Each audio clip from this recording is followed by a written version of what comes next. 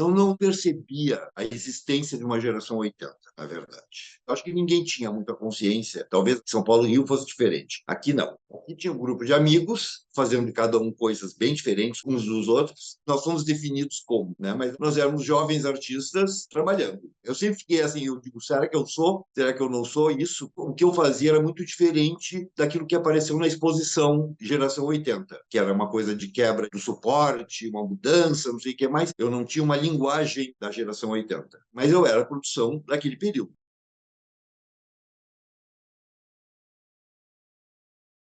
Em 1967, eu entrei no Ateliê Livre da Prefeitura de Porto Alegre. Eu tinha 15 anos. Lá eu comecei a trabalhar com desenho com o professor Paulo Pérez, um grande artista local. Em desenho, eu trabalhei com o Nestor Tavares fazendo entalhe, fiz um pouco de xilogravura com o Danilo Gonçalves. Eu sou formado em arquitetura pela Universidade Federal do Rio Grande do Sul. Durante a faculdade, eu fiz 3 vezes o Festival de Inverno de Ouro Preto, que era uma coisa maravilhosa. Em 71, eu fiz aulas com o Álvaro Apocalipse de desenho. E depois, 72, 73, eu fiz com a Marília Rodrigues gravura e metal. Foi basicamente isso a minha formação. Isso eu estava desenvolvendo a carreira, trabalhando, fazendo exposições, participando de salões. A minha primeira exposição realmente significativa e importante foi em 84, e foi uma exposição de desenhos usando lápis de cor, como esse trabalho que vai estar na exposição. Os trabalhos representavam, no início, detalhes de corpo humano, só, mais nada, com fundos brancos.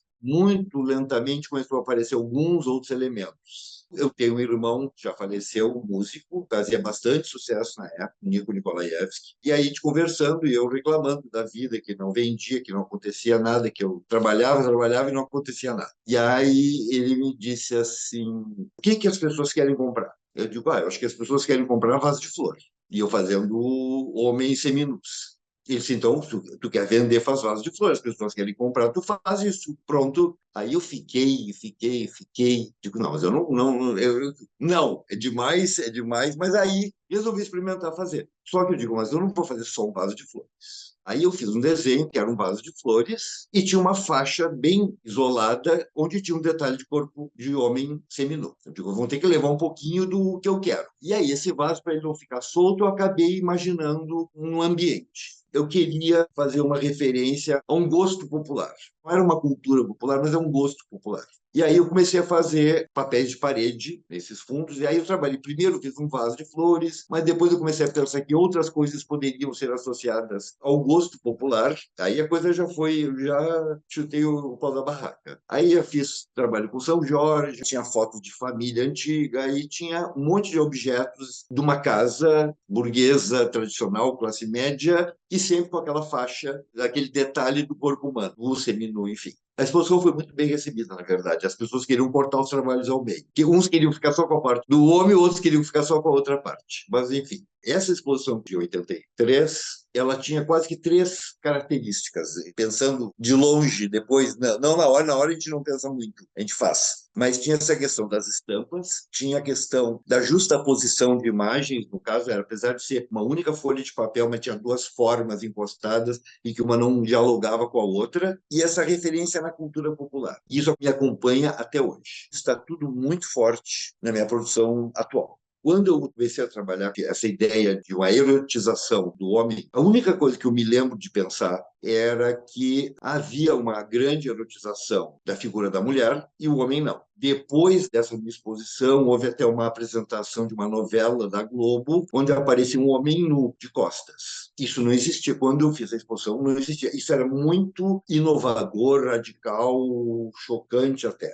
Antes da exposição, mas a produção pronta eu tive numa galeria muito importante, muito conhecida do Rio de Janeiro na época, que também trabalhava com arte contemporânea, e o Marchand disse, eu gosto muito, eu quero comprar um trabalho para mim, mas na minha galeria eu não posso mostrar isso. Depois eu tive problemas mais sérios. Em várias galerias as pessoas diziam, não, isso eu não exponho. Arte erótica, não. E aí, por exemplo, teve uma exposição, a exposição erótica, com curadoria do Tadeu Chiarelli, do CCBB, teve problemas sérios que um vereador pediu para que o trabalho meu fosse retirado da exposição, porque ele associava, tinha uma figura de São Jorge e tinha uma figura masculina. Nessa exposição já tinha sido retirado um trabalho que era da Márcia X. por motivos religiosos também. Então, estamos falando de quase 20 anos depois da exposição original em Porto Alegre, que era a província. E aí estamos falando de São Paulo, Rio, né, os centros importantes. Bom, e eu imagino que hoje a reação poderia ter sido maior ainda. Eu acho que houve uma mudança muito grande nas atitudes, nos comportamentos. Houve um